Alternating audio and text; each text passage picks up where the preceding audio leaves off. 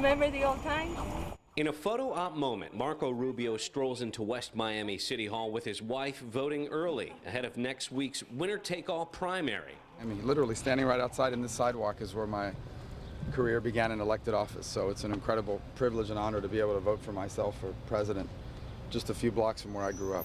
A reminder to Florida voters that he's counting on them to give his struggling campaign a boost. He's also counting on a group of voters whose support could be pivotal: fellow Cuban Americans. There are nearly 800,000 Cuban American voters in the Sunshine State, many of them in South Florida, conservative and Republican, who backed the senator before. Marco, for me, is the best. Ted Cruz has also been playing up his Cuban heritage, his campaign opening 10 offices across the state, several in South Florida, and like Rubio, Cruz strongly opposes President Obama's policy to normalize relations with Cuba. But there's a growing divide within the Cuban American community in Florida, as shown by these recent protests in Little Havana.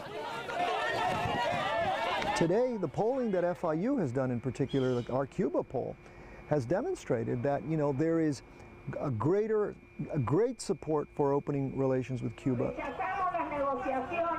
Especially among younger Cuban Americans. The older generation, however, supports isolation until Cuba sees internal change. The older Cuban, they don't really want to have the first community that came in the 60s and the 80s. I don't think they really want that interaction with the Cuban community. But the people nowadays, you know, the newest one that have come and young people this generation, I think they do. Those differences could open the door for Donald Trump, who has come out in favor of the new Cuba policy. A hard line with Cuba no longer a deciding factor for these influential voters. Joshua Plogel, The Associated Press, Miami.